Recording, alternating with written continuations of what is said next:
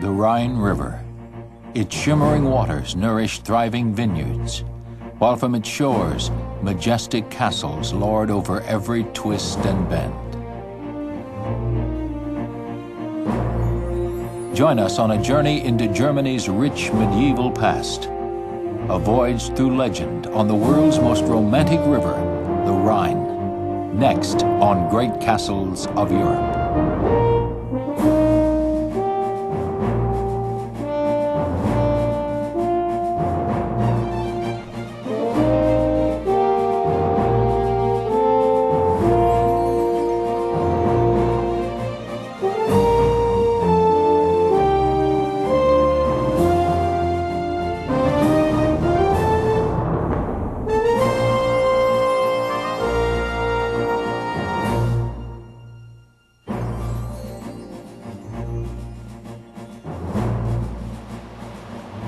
Formed by melting snowfields high in the Swiss Alps, the mighty Rhine carves an 800-mile channel through the heart of Europe. In the Low Countries, it rushes to the sea. Its name comes from the Celtic word for stream, a vast understatement of the romance and power of this mighty river.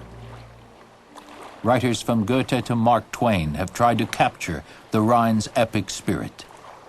In 1838, the French novelist Victor Hugo wrote that the Rhine combines everything, winding as the Seine, historic as the Tiber, royal as the Danube, covered with phantoms and fables like a river of Asia.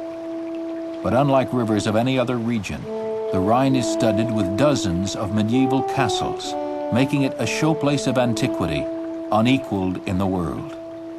In the 50-mile stretch between Mainz and Koblenz, Germany, some 30 castles and ruins tower above the river's edge. Every bend and coil in the snaking waterway seems to reveal another.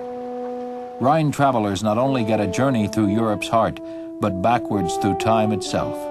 These spectacular vistas have survived virtually unchanged since the Middle Ages.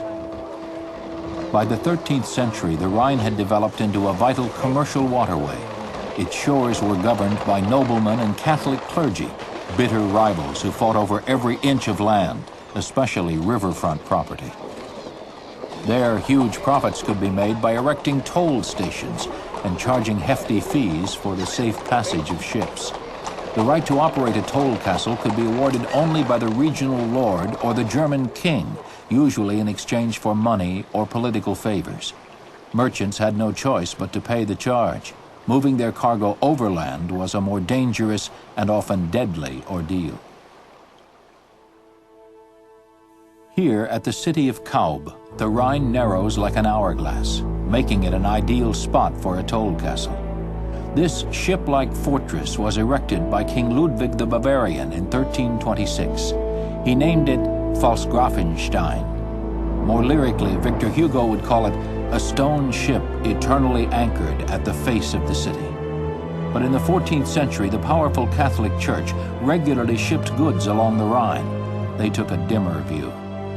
Pope John XXII condemned King Ludwig for new and severe impositions for those passing with goods.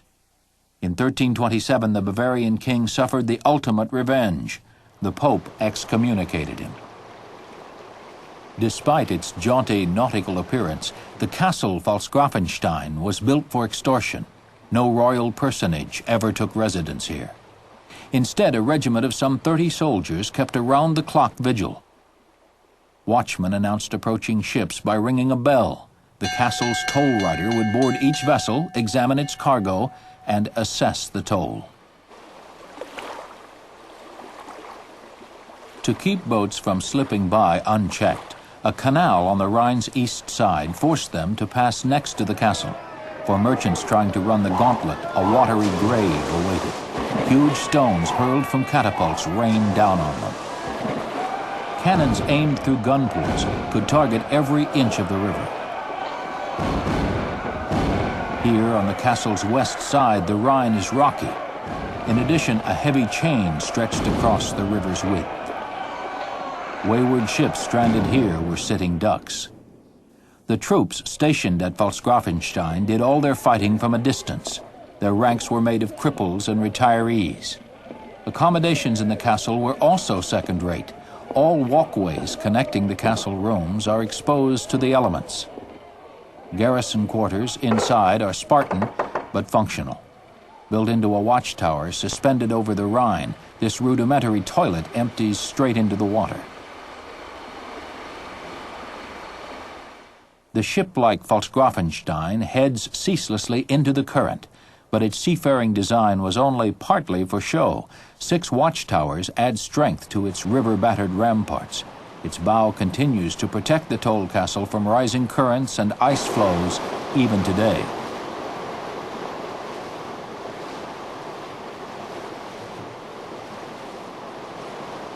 The Rhine's history is inextricably linked with the fruit for which it became famous.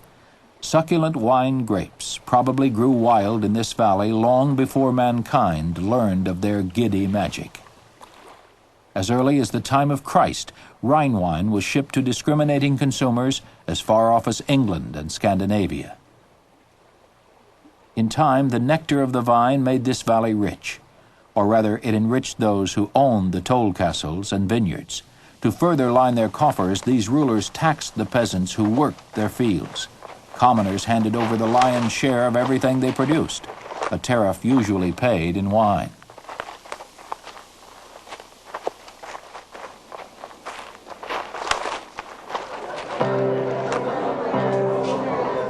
As for the peasants, the wine they manufactured gave them cause to celebrate, socialize, and forget.